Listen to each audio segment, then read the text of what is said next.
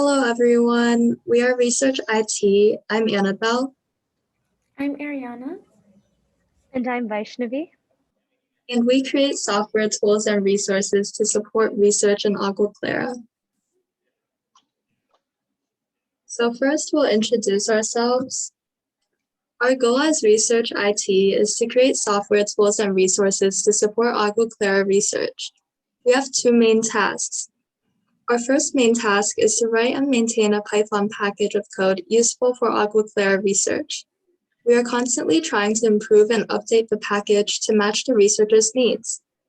The Agua Clara package is important because it provides methods that assist with calculations and data analysis so that researchers can do their research more efficiently and effectively. This also standardizes research results. Researchers can communicate their results in a consistent manner to one another and also to outside viewers since our package is open source and accessible to the public. Our second main task is to assist CS skill development among research subteams. As technology progresses, it is important to keep up with it and also to utilize it for our advantage. We believe that using Python for research can be really useful and allow for more computations in an efficient way. So now we'll talk about our first main task of maintaining the Agua Clara package. The code that we write is delivered in the form of an in-house open source Python package called Agua Clara. The Agua Clara package consists of three sub-packages: Research, Core, and Design. Research contains functions for physical, chemical, and hydraulic modeling, experimental design, and data analysis. Design contains code for validating the Agua Clara infrastructure design engine, or AID, and Core contains physical and chemical constants, functions, and units used by both other sub-packages. Research IT works mainly on the Research and Core sub-packages. This semester, in working to maintain the Agua Clara package, we made some revisions to cdc.py. cdc.py is a Python module that contains methods regarding the chemical dose controller, CDC, of an Agua Clara plant. The CDC uses the linear relation between flow rate and entrance tank water level to dose the correct amount of coagulant and chlorine into the entrance tank. We modified the properties of the CDC class code and maximum flow per tube in order to account for the Reynolds number constant. The Reynolds number constant is used to account for larger diameter tubes. Without this constraint, the code returns an invalid solution for large diameter dosing tubes. Previously, the units were stripped from the values in the coagulant viscosity equations. Many of the viscosity equations that were present in this Python module worked with values that had units attached to them. However, when they worked within the viscosity equations, the values were all converted to dimensionless, therefore stripping the values of their units.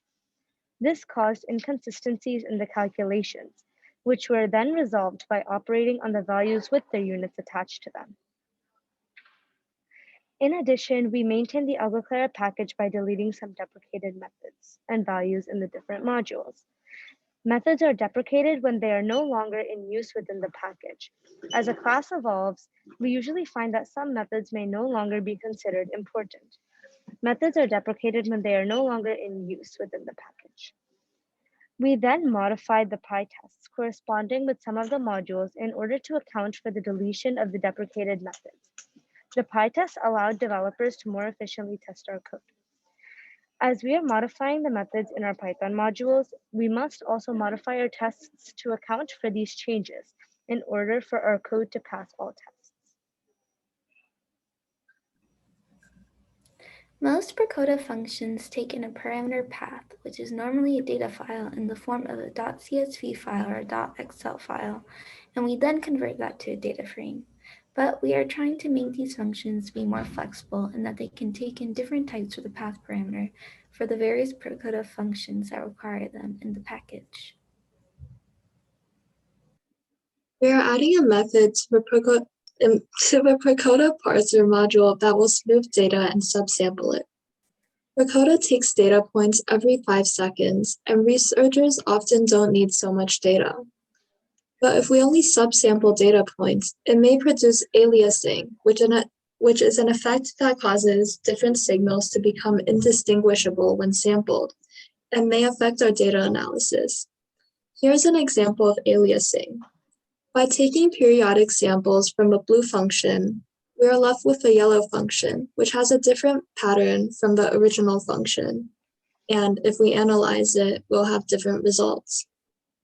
The method we aim to create will average a number of points in the specified columns, and then we subsample data points to avoid aliasing. We also added auto-formatting code into our GitHub Actions workflow. Having clean code in our repository is important for readability and organization, especially since our package is open source. We added to the build workflow so that every time someone pushes code, the files will be automatically formatted using Black, which is a code formatter. And this is a picture of our GitHub Actions workflow.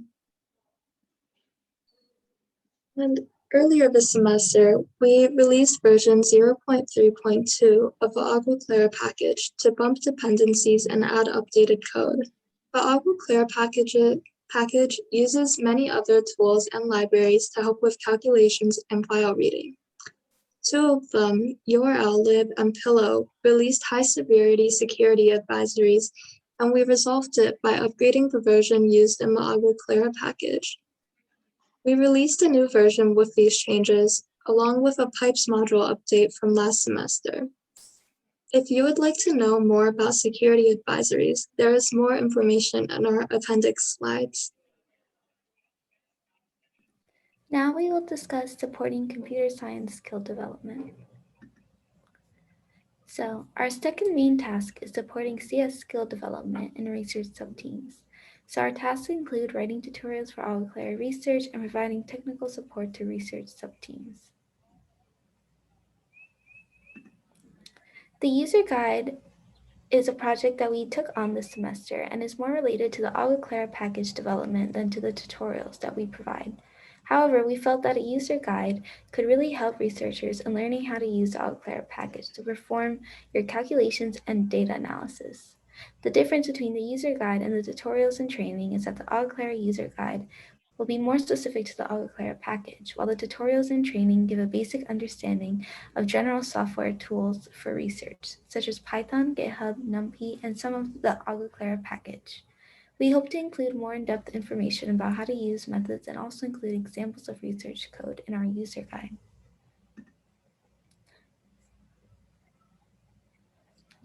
We sent out a Google form early in the semester to ask people what they would like to see in a user guide and received some feedback on what would be useful for the user guide from what people have had experience using the Agua Clara package, and got some feedback such as people wanting help specifically with how to use certain packages, more explanation of specific code, and better help on understanding documentation, but definitely would have liked some more feedback.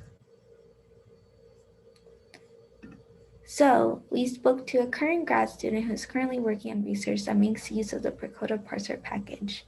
He shared with us his current work and how he is using the package, but how he also wrote his own code to help with his research when he needed it. We also brainstormed ways that we can improve the user guide and also future improvements we could make. We also discussed the possibility of combining his useful work into the Agua Clara package to help future researchers like him. Additionally, we added some updates to the Agua Clara documentation site. Several inconsistencies in the documentation for the developer guide has now been updated with correct information. For instance, we made a few changes in the continuous integration via GitHub Actions section of the developer guide. Additionally, several typos in the documentation site, the developer guide, as well as the Python tutorials have now been rectified. Continuing with updates to the Agua Clara documentation site, we fixed many broken links on the documentation site, such as the Python tutorial links and other linked resources that needed to be updated. And now the site can be seen in the appendix. We will now be discussing future work. So in the future, we hope to further promote both comprehension of and accessibility to the Agua Clara package by updating the documentation site.